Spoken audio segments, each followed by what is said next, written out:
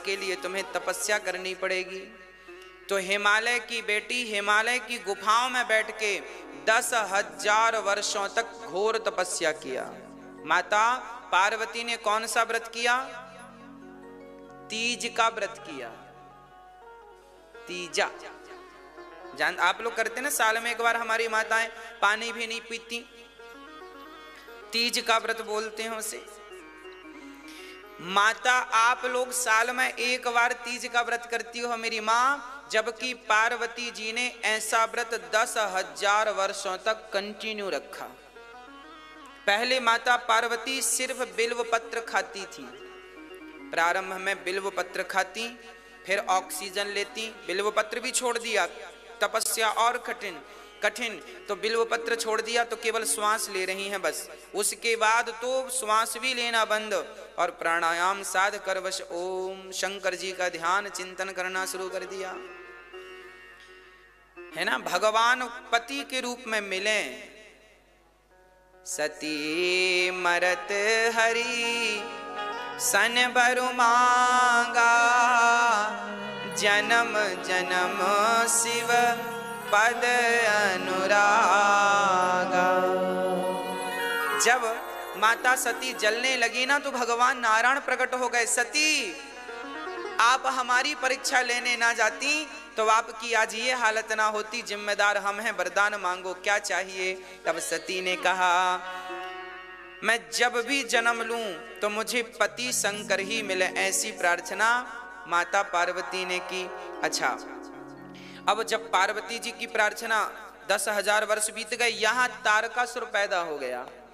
तारकासुर नाम का एक दैत्य था, उसने ब्रह्मा से वरदान मांगा कि हम शंकर जी के पुत्र से ही मरेंगे। शंकर जी के पुत्र से मरेंगे, क्योंकि सती जब गई तो फिर शंकर जी का दूसरे विवाह करने का कोई विचार था नहीं। तो तारकासुर बोले शंकर जी का विवाह होगा नहीं तो पुत्र होगा नहीं तो फिर हम मरेंगे नहीं। तो वरदान मांग लिया कि हम शंकर जी के पुत्र से मरेंगे। अब तो वो तारकासुर सभी देवताओं को पराजित करने लगा, परास्त करने लगा, युद्ध करने लगा। सारे देवता डर के भगवान नारायण के पास गए। नारायण ने कहा शंकर जी के पास जाओ। तो इंद्र इत्यादि शंकर जी के पास गए, पर शंकर जी की तो समाधि लगी, समाधि खोलने को तैयार नहीं शंकर जी। अब क्या करें? अब कामदेव को बुलाया गया, कामदेव को बुलाया गया। कामदेव ने शंकर जी की समाधि खोलनी चाहिए। याद रखना मेरी माँ, बड़े बड़े साधुओं की तपस्या कामदेव ही बिगाड़ते हैं। अरे साधुओं की तो छोड़ दो, देवताओं की तो छोड़ो, देवों की छोड़ो, महादेव की समाधि भी कामदेव खोलने चल पड़े। पर कामदेव जब गए 5 बाण चलाए। 5 बाण मतलब काम के 5 बाण हैं, शब्द स्पर्श रूप रस गंध, है ना। कितने बाण हैं? 5।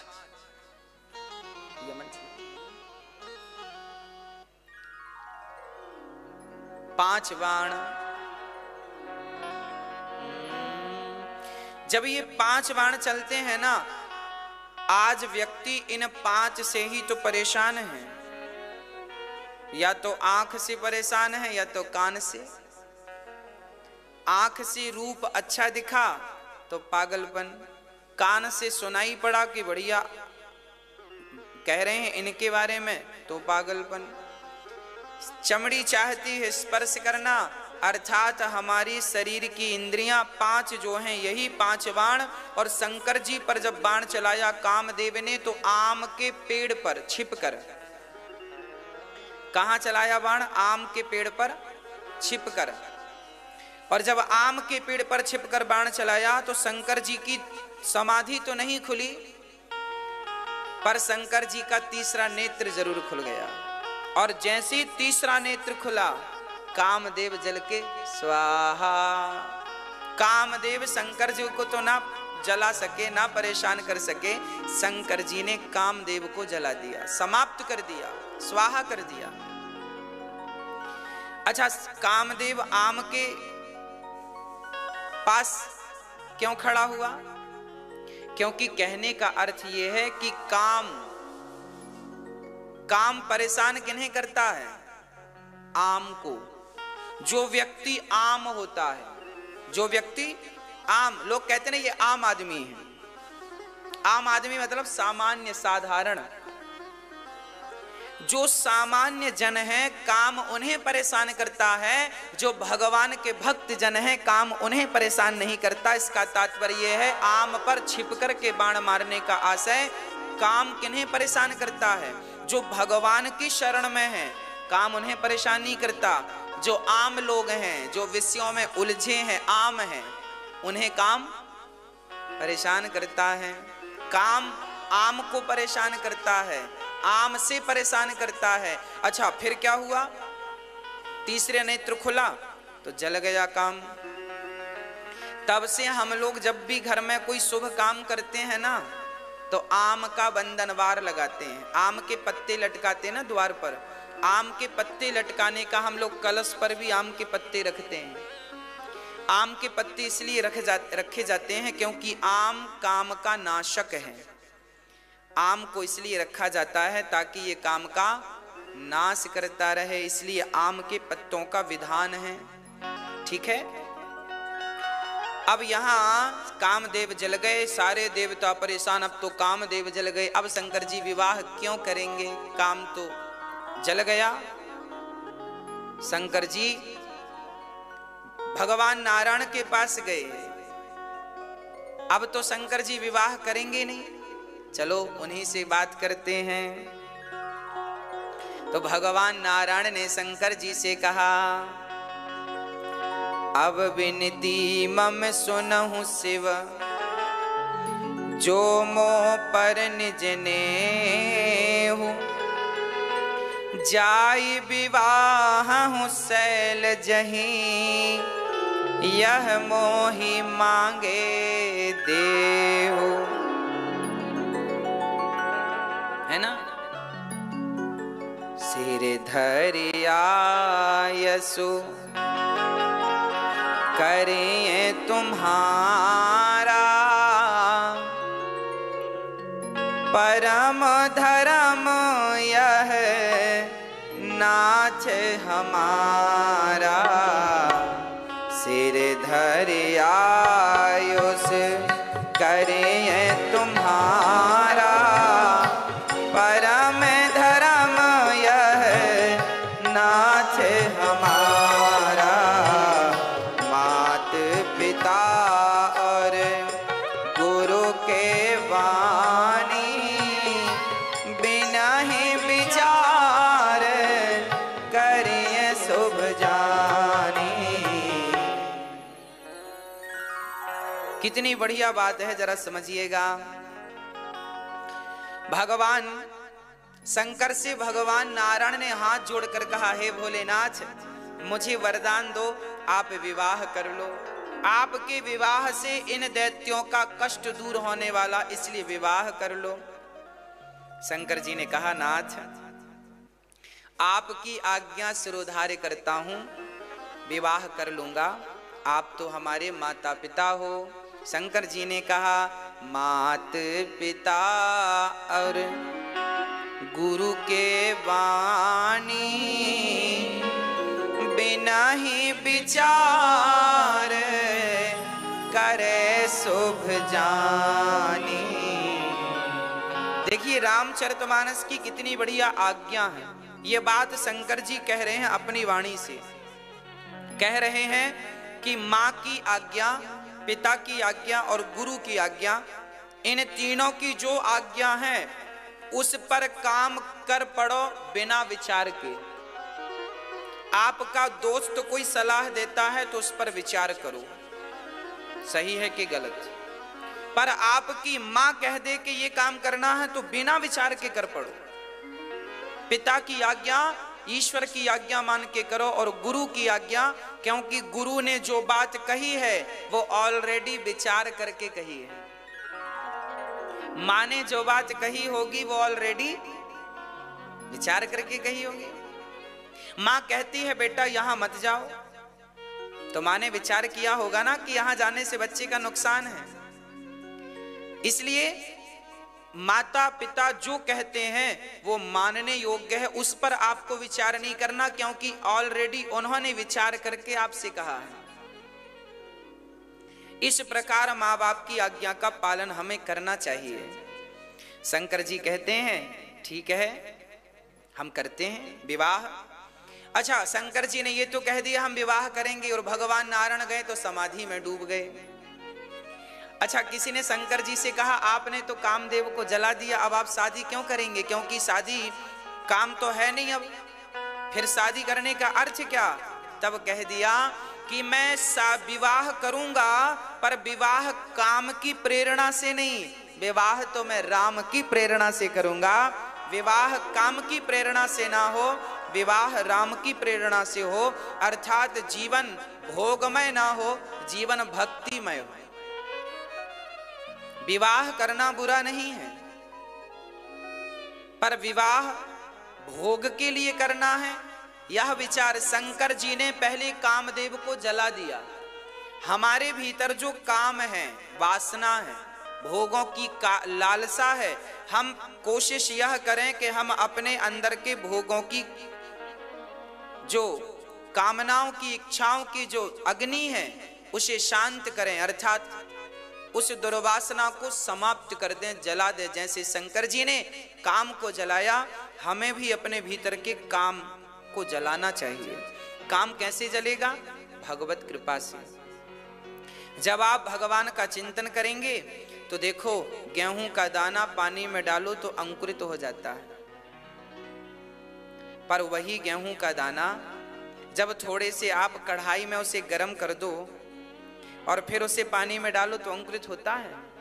जब आप उसे आग में तपा देते हैं तो उसके भीतर की अंकुरित शक्ति सदा सदा के लिए नष्ट हो जाती है। उसी प्रकार जब जीवात्मा जब भक्ति की आग में अपने आप को तपा देता है तो उसके अंदर विषयों के जितने अंकुर थे सारे के सारे समाप्त हो जाते हैं, विषयों के जितने बीज थे सारे नष्ट हो जाते हैं। हमारे अंदर जो इच्छाओं के बीज पड़े हैं ना, कभी इच्छा हो जाती है खाने की, कभी इच्छा होती है देखने की, कभी इच्छा होती है संसार के विषयों की, तो ये जो इच्छाएं हैं, ये इच्छाएं समाप्त करने के लिए भक्ति की अग्नि में अपने आप को तपाना पड़ेगा। जब अधिक तप जाएंगे तो क्या होगा? आपके भीतर की वो तमाम इच्छाएं समाप्त हो जाएंगी सदा सदा के लिए। शंकर जी ने कहा हम काम की नहीं, राम की प्रेरणा से विवाह करेंगे। और अब यहाँ पार्वती जी जंगल में हैं, 10,000 वर्ष पूरे हो गए। तब भगवान शंकर ने सप्तर्षियों को भेजा, जाओ जरा पार्वती की परीक्षा ले लो, शादी के योग्य हैं कि नहीं। सप्तर्षियों को भेजा। किसी ने कहा शंकर जी क्या आपको अपनी पत्नी पर विश्वास नहीं है जो आप परीक्षा लेके देख रहे हैं? शंकर जी ने 7 ऋषियों को भेजा है, जाओ पहले परीक्षा तो लो पत्नी की। तो किसी ने कहा शंकर जी कैसे हैं आप पति, बताओ। आपकी पत्नी वही तो है सती जिसके लिए आप रो रहे थे, और अब तो शादी का मुहूर्त आ रहा है और आप परीक्षा लेने भेज रहे हैं। शंकर जी बोले मेरी पत्नी जो सती थी ना, वो भी तो मेरे भगवान की परीक्षा लेने गई थी। जब वो मेरे भगवान को बिना परीक्षा के स्वीकार नहीं करती तो मैं उन्हें बिना परीक्षा के स्वीकार कैसे कर दूं? आग तो उन्होंने ही लगाई है, आग तो उन्होंने लगाई है परीक्षा की, नहीं हमें तो कोई संदेह नहीं था। अब उन्होंने हमारे भगवान की परीक्षा ली तो हम भी उनकी परीक्षा लेंगे। अच्छा, परीक्षा कैसी ली गई? 7 ऋषि गए पार्वती के पास और क्या कहा? शंकर जी सप्तर्षियों ने कहा सुनो पार्वती, हम भगवान नारायण की तरफ से तुम्हारी शादी करने आए हैं। अच्छा, सप्तर्षियों ने कहा भगवान नारायण बहुत अच्छे हैं, उनसे सुंदर कोई नहीं है, आप एक काम करो उनसे विवाह कर लो, हमने पूरी बात कर ली है, वो बिल्कुल तैयार है। किनसे विवाह कर लो? नारायण से। पार्वती ने कहा तो शंकर जी से हमारा विवाह नहीं होगा क्या? ना, शंकर जी से क्यों करना है, उनके पास तो घर वर भी नहीं है, कोई कमाई इनकम भी नहीं है, घर नहीं बनवा पाए अभी तक। कपड़े अपड़े भी ठीक नहीं पहनते, आप इतनी सुंदर हो, सुशील हो, कहां वहां बर्फ में ठिठुरती रहोगी? बढ़िया नारायण के पास रहना, अनुकूल वातावरण है, बढ़िया है वहां का मौसम, कोई ठंडा भी नहीं है, गर्म भी नहीं है, और सुंदर है नारायण, बढ़िया। और शंकर जी तो भभूति अभूति रमाते हैं। पार्वती जी सब सुन रही थी। अंत में पार्वती ने जवाब दिया, महादेव अवगुण भवन। पार्वती कह रहे हैं, महादेव अवगुण भवन, विष्णु सकल गुण धाम, जेहि कर मनोरम जाहि सन, तेहि तेहि सन का।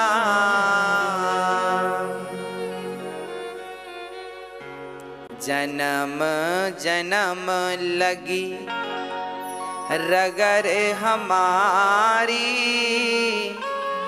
बरऊं शंभु नत रहूं कुंवारी।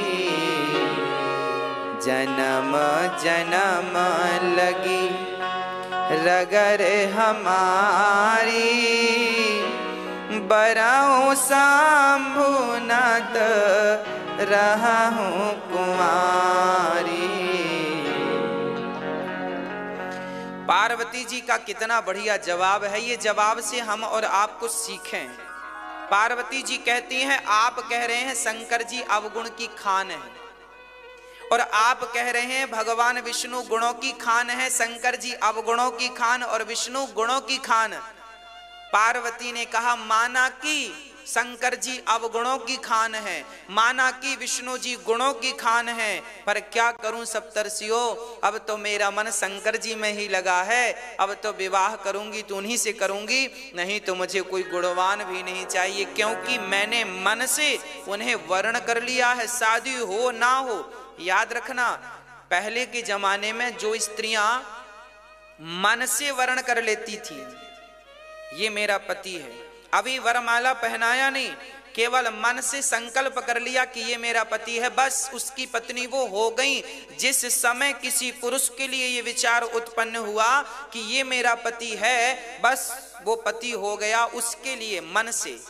अब फिर संयोग कभी होए ना हो, शादी होए ना हो, वही कहती हैं पार्वती जी कि भाई शादी होए ना हो, पर अब हम कुंवारी रह लेंगी, पर उनके ही साथ विवाह करेंगी। अब सप्तर्षि बड़े प्रसन्न भये, बोले ठीक है, हम आशीर्वाद देते हैं कि तुम्हारा विवाह शंकर जी से ही हो और कहीं ना हो।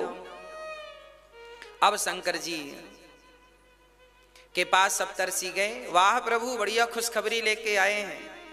क्या? बोले पार्वती जी पक्की हैं, वो आपसे विवाह करेंगी। शंकर जी बोले तब ठीक है, यदि मन मुझ में लगा है, कोई संदेह नहीं है, तो ठीक है। ये हमारे और आपके लिए मैसेज है, शादी वादी करने के पहले ना बहुत अच्छे से जांच पड़ताल कर लेनी चाहिए। शंकर जी भी करते हैं।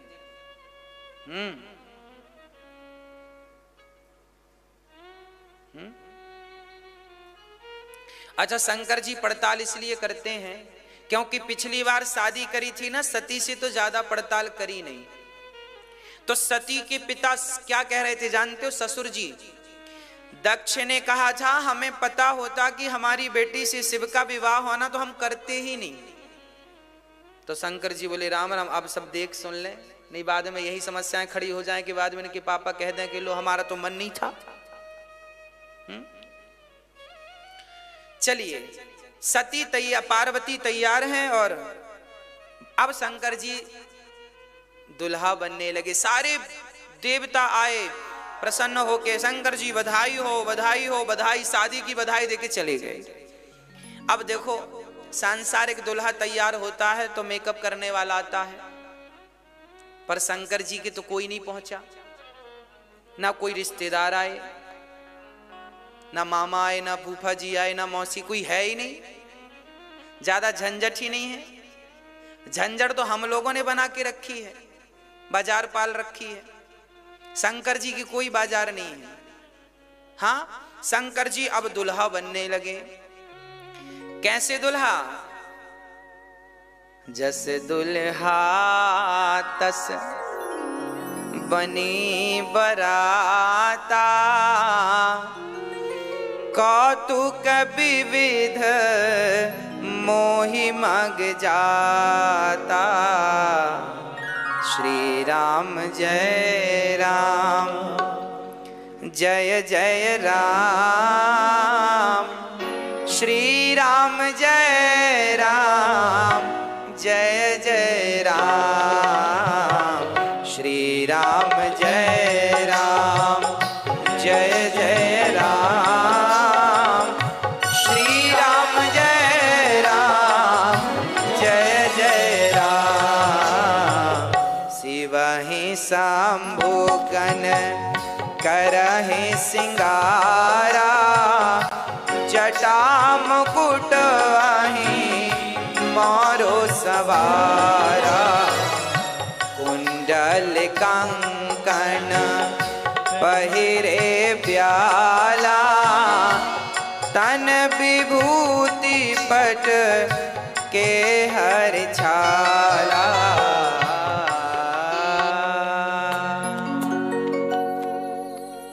शंकर जी ने जब दुल्हा तैयार होता है ना तो पगड़ी लगाता है सिरमौर। शंकर जी ने क्या किया, सारे बालों को इकट्ठा कर लिया और बालों को इकट्ठा करके उसके ऊपर एक बढ़िया मणिधर सांप को बिठा लिया। सारे बालों को जूड़ा बना लिया। अच्छा, बाल बिखरे हैं तो इकट्ठे कर लिए। अच्छा, बाल मतलब विचार। कहने का अर्थ यह है कि जब आपके विचार बिखरने लग जाएं तो विचारों को समेट कर एक कर लेना चाहिए, है ना। ये जो हमारे विचार हैं ना, ये बिखर जाते हैं, इन्हें आप बिखरने मत दीजिए। ये जो विचारों के बाल हैं ये बिखरने, शंकर जी ने विचार एक विचार कर लिया कि अब विवाह करना है और भगवान का ध्यान करना है। तो अच्छा, सर्पों को यहां बिठाने की क्या जरूरत थी, बालों का जूड़ा बनाया, ठीक है ये बात, पर वहां पर मणिधर नाग को बिठाने की क्या जरूरत है। नाग बैठा है यहां। अच्छा, नाग जो होता है ना, काल का स्वरूप होता है। शंकर जी हमें और आपको समझा रहे हैं कि दुनिया वालों, ये कभी मत भूलो कि हमारे सिर पर काल बैठा हुआ है, तुम्हारी प्रतीक्षा कर रहा है। काल को कभी शंकर जी ने सिर पर काल को बिठाया ना। सर्प मतलब काल ब्याल मुखग्रास। भागवत जी में सर्प को काल की उपमा दी गई है, काल है।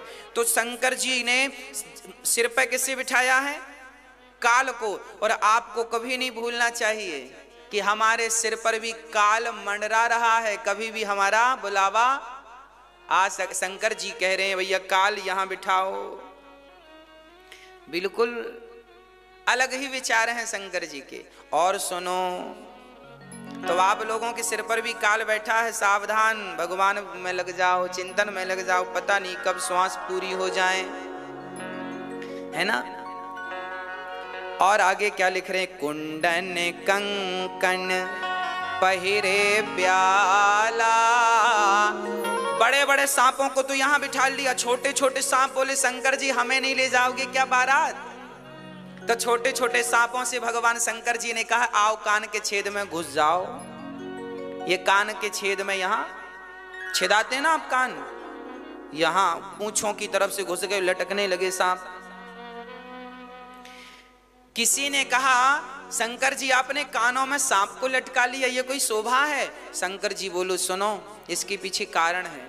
अच्छा, शंकर जी ने कानों में सर्पों को क्यों लटकाया। आप लोग सोना लटकाती हो मैया, सोना चांदी हम लोग पहनते हैं। शंकर जी ने आभूषण सोने के नहीं बनवाए, कानों में छोटे छोटे सांप। अच्छा, सर्पों को क्यों लटकाया। सर्प ऐसा होता है जिसके पांव नहीं होते। सांप के पांव हमें दिखते हैं क्या, सांप के पांव होते हैं, केवल सांप को ही दिखते हैं, हमें नहीं दिखते। उसी प्रकार बिना पांव के सरकता है कि नहीं, खिसकता है कि नहीं। हाजी, ये जो तुम्हारा सोना है, चांदी है, पैसा है, इसके भी पांव नहीं होते, पर पता नहीं महाराज जी कहां चला जाता है। लोग कहते हैं ना गुरुजी पैसा बहुत आता है पर पता नहीं कहाँ चला, ये बिना पांव के खिसकता है सांप की तरह। शंकर जी बोले ये आज नहीं तो कल खिसक ही जाएगा, इसलिए पहले से ही ये विचार लेकर चलो कि जो संपत्ति आज आपके पास है कल ये आपके पास नहीं रहेगी। ये पहले से माइंड में सेट करके चलो तो दुख कम होगा। अब आप लोग क्या है, माइंड में ये बात सेट करते नहीं। आपको तो सोना मिला तो मेरा है मेरा है मेरा, अरे ये भी सेट करो कि कल को ये तुम्हारा नहीं रहेगा। हाँ, अब आप ये बात सेट नहीं करते दिमाग में तो कल को कोई ले जाए तो आप रोते हैं, मेरा सोना मेरा चांदी मेरा ये मेरा, रोते हैं। पहले से दिमाग में सेट किया होता कि ये आया ही इसलिए है क्योंकि बिना पांव का है, खिसक रहा है। इसलिए शंकर जी ने सोना चांदी नहीं लटकाया, सर्पों को लटका कर मैसेज दिया कि जैसे ये बिना पांव का खिसकता है ऐसी तुम्हारी संपत्ति भी बिना पांव के खिसकती चली जा रही है, चली जा रही है। उम्र धीरे धीरे चली जा रही है, उम्र धीरे धीरे कर लो भजन अब समय धीरे धीरे चली जा रही है, उम्र धीरे धीरे चली जा रही है। उम्र चली जा रही है धीरे धीरे, इसलिए भजन भी धीरे धीरे करते रहो। भजन भी जरा धीरे धीरे करते रहो, क्योंकि ये भी धीरे धीरे खिसकती जा रही है। तो शंकर जी ने कानों में क्या पहने, कुंडल कंकण पहिरे ब्याला, तन विभूति। किसी ने कहा पाउडर तो लगा लो, दुल्हा पाउडर लगाता कि नहीं, है ना पाउडर। तो शंकर जी बोले चलो पाउडर लगाते हैं। भस्मी किसकी, मुर्दे की। एक बार क्या हुआ, एक मुर्दा जा रहा था और सब लोग बोल रहे थे राम नाम सत्य है, राम नाम सत्य है। बड़ी भीड़ थी और बड़ी आवाज जा रही थी। शंकर जी ने ऊपर से सुना, अरे मेरे राम का नाम कहां से आ रहा है, आज कहां से आ रहा है, कहां से आ रहा है। अच्छा, शराबी को कहीं शराब की सुगंध मिल जाए तो रुक जाता है, गंजेड़ी को गांजे की सुगंध मिल जाए तो रुक जाता है, ऐसे भक्त को भगवान की सुगंध मिल जाए तो भक्त भी रुक जाता है। शंकर जी रुक गए, कहा मेरे राम की चर्चा हो रही है। अब शंकर जी रुके, देखा तो सब राम राम बोल रहे हैं। अब शंकर जी ने सामान्य रूप बनाया और शंकर जी भी भीड़ में सम्मिलित हो गए। वो भी कहने लगे राम नाम राम नाम राम राम राम राम राम राम राम राम। शंकर जी तो मस्ती में चल पड़े, आगे शमशान चले, मुर्दे को चिता पे रखा, सब लोगों ने राम राम बोलना बंद कर दिया। शंकर जी को लगा क्या हो गया, क्यों बंद कर दिया। अब जब मुर्दा चिता पे गया ना तो पीछे को लोग बात करने लगे, सुनो हमारा आज बहुत जरूरी काम था, इसे भी आज ही मरना था। दूसरे ने कहा राम राम, आज तो संडे था, आज तो छुट्टी का दिन था, बच्चों के साथ घर में एंजॉय करना था, आज ही मरना था, मंगल को नहीं मर सकता था, छुट्टी बिगाड़ दी पूरी। अरे काम के दिन मरता तो बहाना मिल जाता, रिश्तेदार मर गए हैं, छुट्टी, अब संडे को ही मरा छुट्टी में, इसके बहाने एक छुट्टी और मिल जाती, वो भी नहीं, देखो जाते जाते छुट्टी नहीं दिलाया, छुट्टी में गया। तीसरा बोला सुनो हमारी दुकान खुली हो, ग्राहक खड़े हैं, फोन पे फोन बज रहे हैं, कब जले कब हम जाएं। शंकर जी बोले राम राम, जब आए थे तो बड़ा राम राम बोल रहे थे, इन्हें क्या हो गया। तो शंकर जी ने पूछा भैया आप लोग राम राम बोल रहे थे, अब बंद कर दिया। लोगों ने कहा मुर्दा जल गया, अब क्यों बोले राम राम, अब गए। अच्छा तो क्या इस मुर्दे के लिए बोल रहे थे। हाँ, सारे लोग तो चले गए पर शंकर जी मुर्दे के पास खड़े रहे और शंकर जी ने जब मुर्दा जल गया तो उसकी धूल उठाकर, भस्मी उठाकर शंकर जी ने शरीर पर रमाना शुरू कर दिया। किसी ने कहा शंकर जी क्या कर रहे हो। शंकर जी ने कहा जिसके कारण इतने लोगों ने भगवान का नाम लिया है उसकी राख भी मैं अपने शरीर पर रमाऊंगा तो मेरे राम राम से राम नाम की ध्वनि निकलेगी, इसलिए शंकर जी को भस्मी चढ़ती है। अच्छा, शंकर जी को भस्मी चढ़ने का एक अर्थ और है। शंकर जी को भस्मी इसलिए चढ़ती है क्योंकि हमने कथा में बताया था ना, भागवत की कथा में, कि हम सबको एक दिन 25 रुपए के घड़े में आना है। क्या बनना है? राख बनना है। हाँ जी, बनना है कि नहीं? तो शंकर जी ये कहते हैं, दुनिया वालों घमंड ना करना, दुनिया वालों अहंकार ना करना, क्योंकि एक दिन हम सबको राख बनना है, और जब तुम राख बनोगे तो हम शरीर पे लगाएंगे, अर्थात राख बनोगे, उड़ जाओगे, घमंड किस बात का। इसलिए शंकर जी भभूति भस्मी रमा कर मैसेज दे रहे हैं कि ज्यादा हाय हाय ना करो, अहंकार ना करो। शंकर जी का अद्भुत श्रृंगार। शंकर जी के सिर पर गंगा। अच्छा, गंगा का अर्थ क्या है? गंगा मैया ठंडी है ना। शंकर जी ने सिर पर गंगा को धारण कर रखा है, अर्थात शंकर जी कहते हैं कि दिमाग को हमेशा पांव रखो गरम, वाणी रखो नरम, सिर रखो ठंडा, है ना।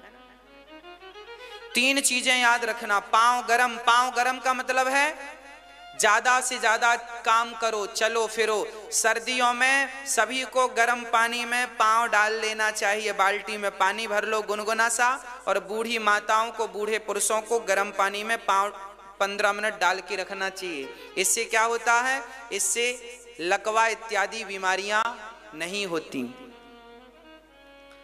है ना। बहुत सारी बीमारियां कंट्रोल में रहती हैं, खासकर बुजुर्गों को करना चाहिए।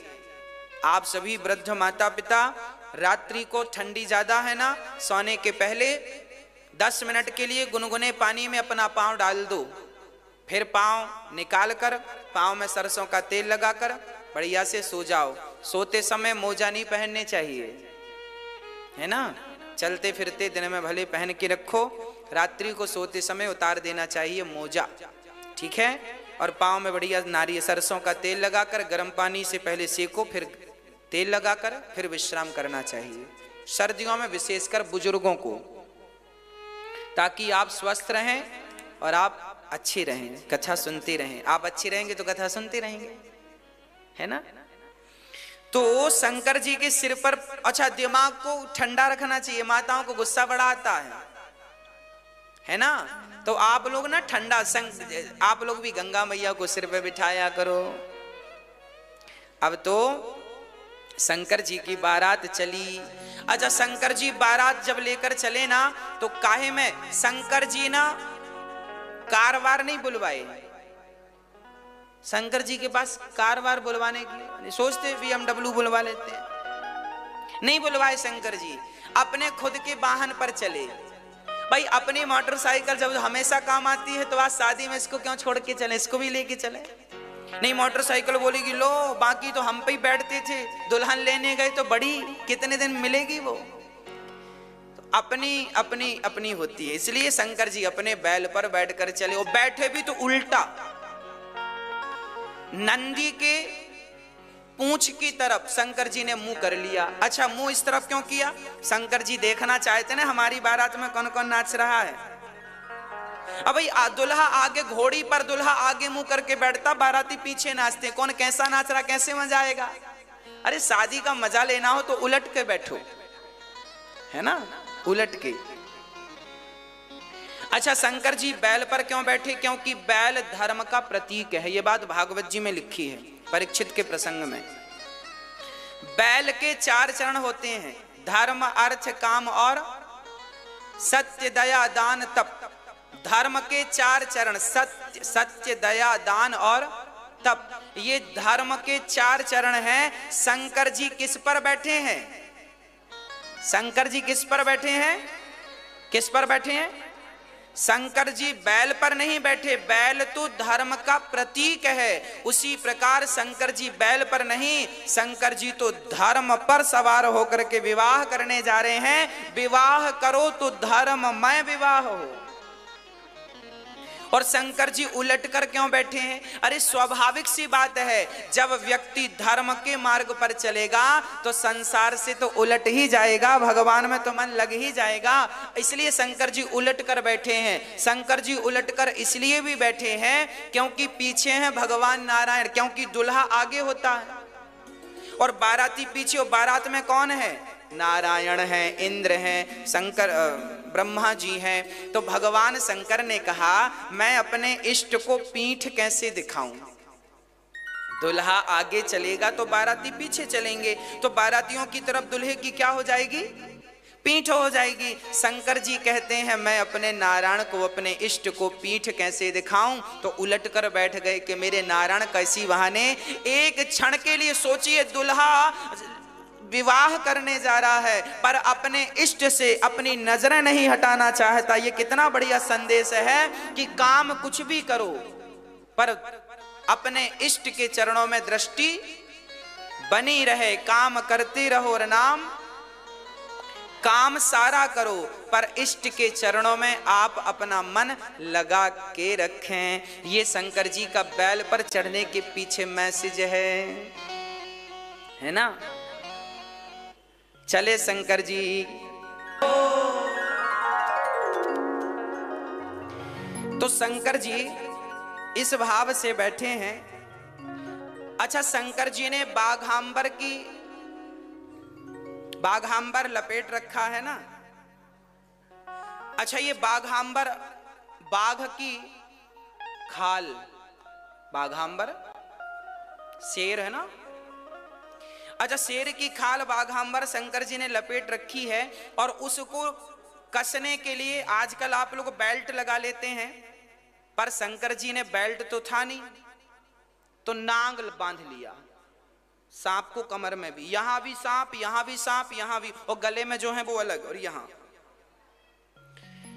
अच्छा, शंकर जी ने बाघांबर क्यों पहनते हैं? शंकर जी, किसी ने कहा शंकर जी बाघांबर क्यों पहनते हैं? अरे भाई, बाघांबर इसलिए पहनते हैं हमें और आपको मैसेज देने के लिए, दुनिया वालों ये बाघ है, शेर है, ये कल तक जंगल का राजा था, आज इसकी दशा देखो ये है। ऐसे तुम भी अहंकार ना करना, तुम अपने आप को बड़ा राजा बाजा समझते हो। राजा ये समझता था, शेर देखो आज ये बंधा पड़ा है। और बांधा किससे? नांग से बांधा। सर्प मतलब काल, काल ने सबको बांध रखा है। हम सब किसके अधीन हैं? काल के अधीन हैं। तो बाघांबर को किसने बांधा है? शंकर जी ने। किससे बांधा है? नांग से, सांप से, मतलब काल से बंधा हुआ है। आप भी काल से बंधे हैं और मैं भी काल से बंधा हूं। पुरुष बली नहीं होत है, काल मतलब समय, समय मतलब काल। पुरुष बली नहीं होत है, समय होत बलवान। भीलन गोपी लूट लई, वही अर्जुन वही वान। समय समय पर होत है समय समय की बात। राम जन्म का दिन बड़ा और कृष्ण जन्म की रात। ये समय समय की बात है कि कभी वो राजा था, अब पड़ा हुआ है। हाँ, तो आप भी अपने हर समय का ध्यान करो, है ना। एक गांव में एक सेठ जी थे, सारा गांव उनसे राम राम करता। सेठ जी राम राम, तो सेठ जी धीरे से कह देते राम राम हम कह देंगे। बोला कोई राम राम, तो वो कह देते हम बोल देंगे राम राम। एक दिन एक आदमी ने सुन लिया, सेठ जी आपसे कोई राम राम करता है तो आप बोल देते हो बोल देंगे, किन से बोल देंगे? सेठ जी बोले चलो दिखाएं।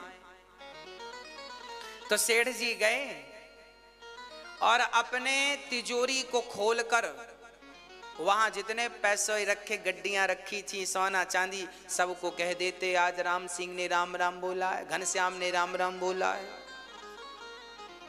अरे सेठ जी पागलों की तरह व्यवहार कर रहे हैं, बताओ तिजोरी से आप राम राम कह रहे हैं। सेठ जी ने कहा भैया जब मेरे पास धन नहीं था तब मेरे से कोई राम राम नहीं करता था, जब से धनवान हुआ हूं तब से लोग राम राम कर रहे हैं। तो लोग राम राम हमसे नहीं हमारे धन से करते हैं, इसलिए हम राम राम धन को कह देते हैं, धन तुम्हें राम राम मिल रहा है।